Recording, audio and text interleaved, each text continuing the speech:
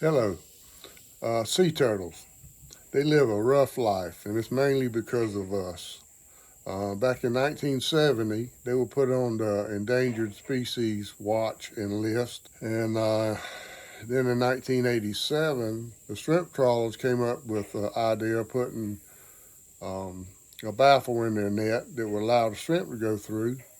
But if something large like turtles or sharks hit it, it would deflect them out through a trap door, and that's worked out really well. Then in 1989, the organization Scoot, which you're going to see today, started of all volunteers to work along with the South Carolina Wildlife Department to check the nest after the hatch to see what percentage of the eggs hatched. And we got invited to go on one, and I think you'll really enjoy this too. We've got all the kids up front so you guys can see. There's none hiding behind. Do you want to come up, honey? Come on up so you can see everything. We're going to get some stuff out, show you some eggs, and we're going to show you some pictures. So I really want to make sure you can see this.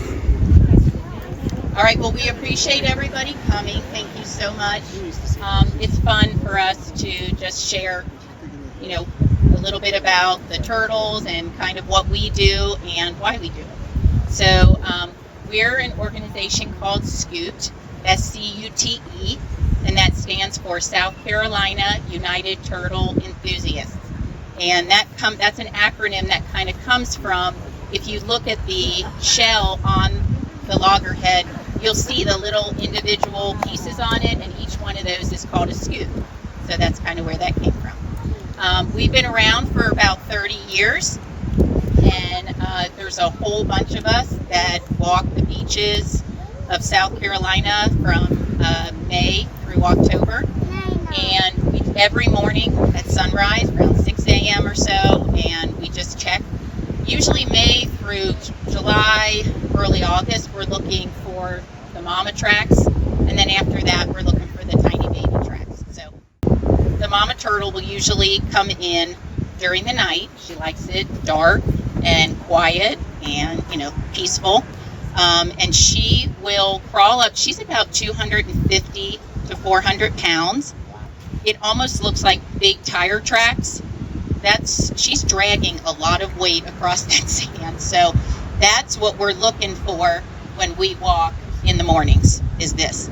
And then if we find that, what we do is we'll look for the nest, and we use a pool cube, just a regular old pool table cube, and you'll just, like where you see that the tracks kind of went around, we'll just kind of put that into the ground gently, and when you find kind of a pocket where it slips in, then you know that's probably where the chamber is.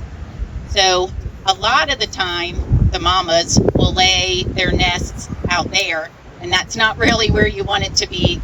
The eggs could get washed away. There's a lot of things that could happen.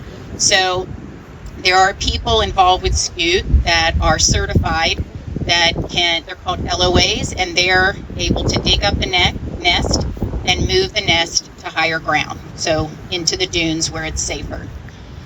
So that when they do dig up the nest, they'll find a chamber. It's pretty deep. She uses her flippers to dig that, and it's about from my fingertips to my shoulder. So what we'll do is dig that up and move it to higher ground.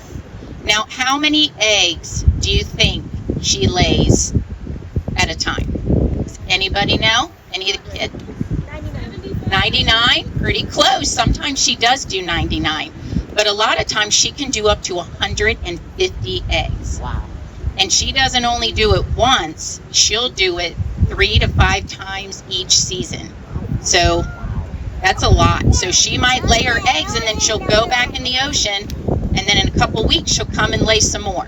But usually by the end of the season, she lays a little bit less, so maybe 99. There are predators that love eggs, so you got to protect it from coyotes and fox and even crabs. So sometimes they put a crab trap in there, and we've got to get the crabs out. When the eggs hatch, what we look for is like teeny tiny tracks.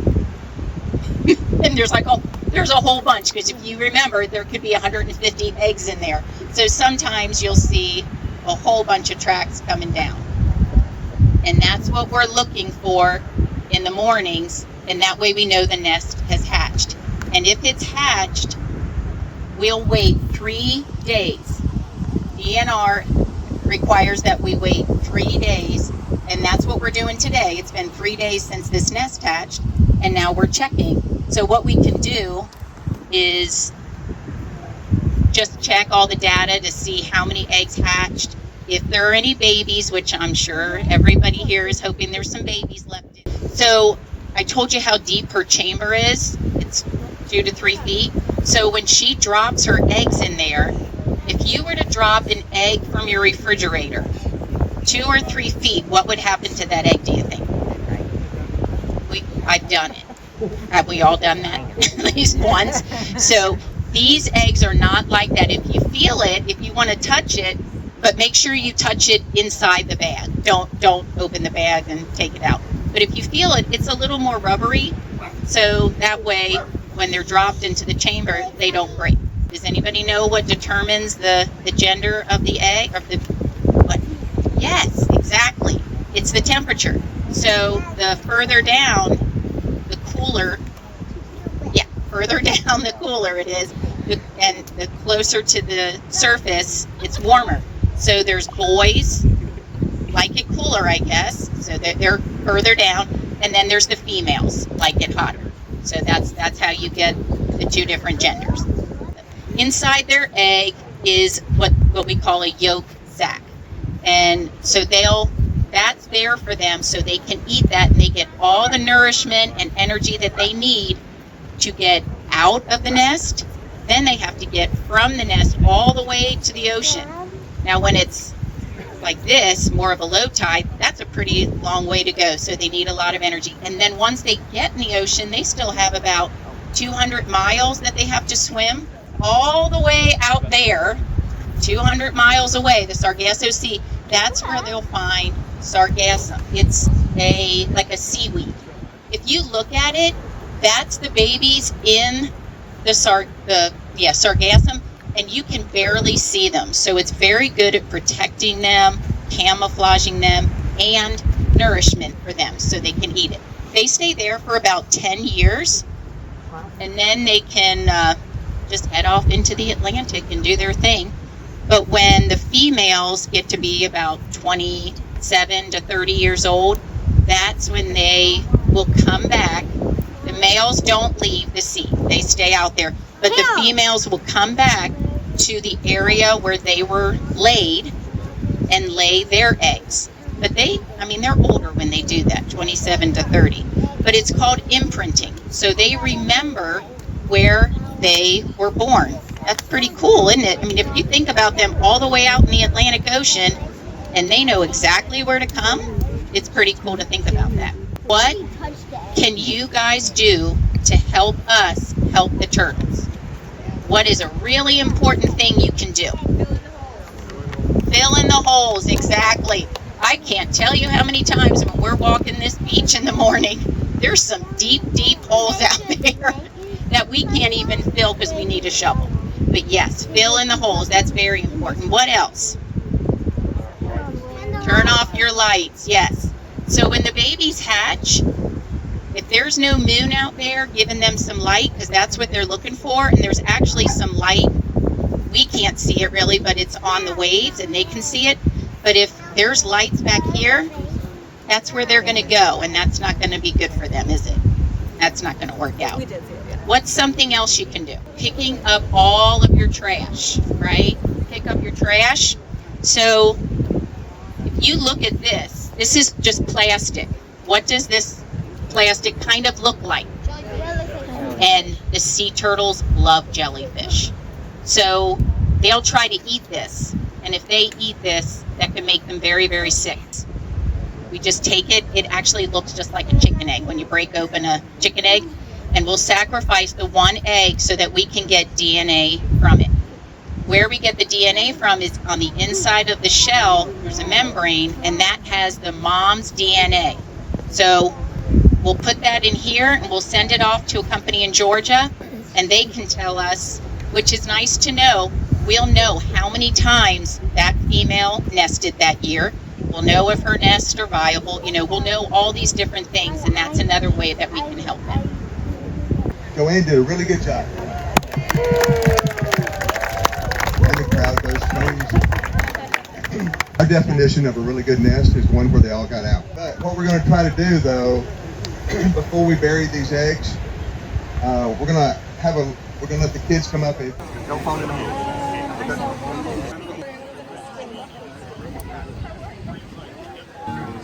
Somewhere from the mountains, down to the sea, under the tall Carolina, Carolina, Carolina. Wait, your turn. Okay, go up there, baby. Just don't get too close.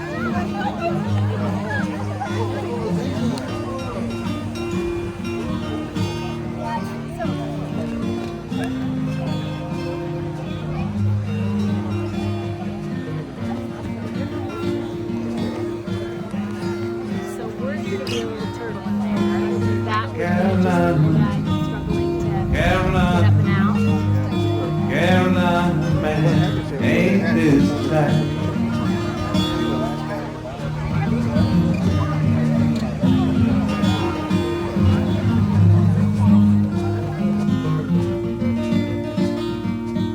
Carolina, Carolina, Carolina, man, ain't this life?